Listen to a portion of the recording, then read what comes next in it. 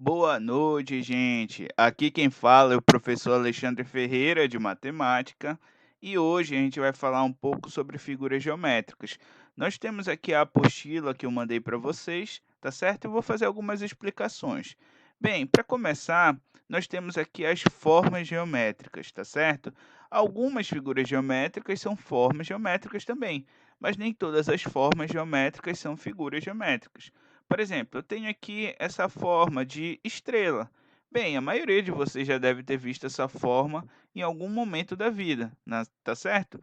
Mas isso não quer dizer que a gente vai estudar esse formato de estrela aqui na geometria, tá certo? A mesma coisa nós temos aqui com essa outra forma geométrica que nem tem nome.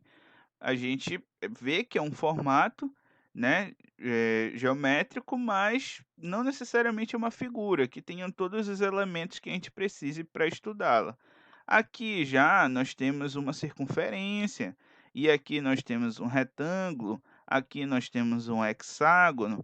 Bem, todos esses são exemplos de figuras geométricas, tá certo? E eu vou falar por quê daqui a pouquinho. Aqui nós temos uma curva que não pode ser considerada uma figura geométrica, mas está aí, não é verdade?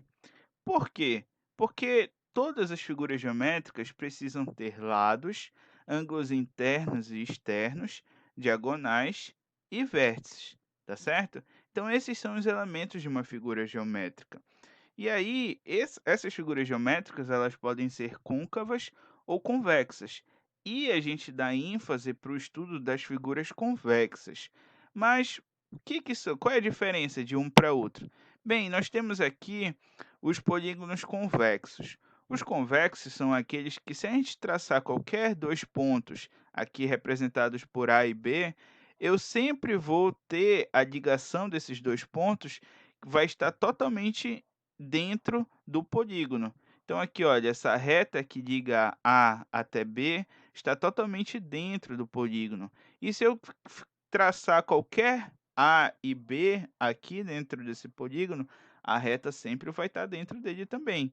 Diferente desse outro polígono aqui de baixo, em que eu tenho esses pontos C e D, e ao traçar uma reta entre esses 2 pontos, essa reta passa uma parte dela por fora do polígono, tá certo? Então, quando isso acontece, eu tenho um polígono côncavo. E aqui na matemática, a gente dá ênfase para os polígonos convexos. Voltando para essa imagem, nós temos aqui esses 4 primeiros, nós temos figuras convexas. O triângulo, aqui nós temos um octógono, aqui nós temos um trapézio e aqui uma figura de muitos lados, tá certo? Já aqui, esses 2 formatos, eles são figuras côncavas, que a gente não dá tanta ênfase assim no estudo.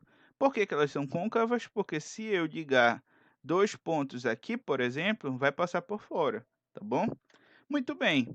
Então, os lados, eles são muito importantes.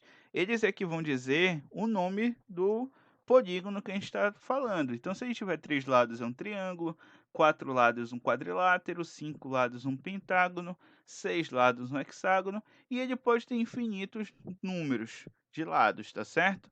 Eu coloquei aqui até o 20, que é o icoságono, mas podem ter infinitos.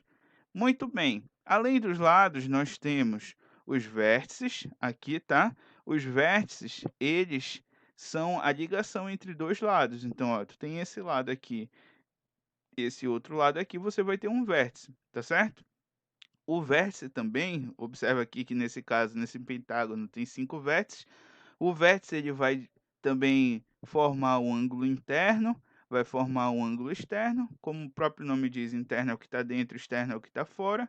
E nós temos as diagonais, que ligam dois vértices não consecutivos, ou seja, que não estão do lado um do outro, tá certo? Como esses dois aqui que formam esse lado. Perfeito, gente. E aqui nós temos ainda a soma dos ângulos de um polígono. Os ângulos internos de cada polígono têm uma quantidade diferente e é dada por essa fórmula aqui, perfeito? Bem, aqui embaixo nós temos algumas atividades para vocês fazerem. Infelizmente, nosso vídeo só pode ter no máximo 5 minutos. Então é isso. Grande abraço, gente. Até mais.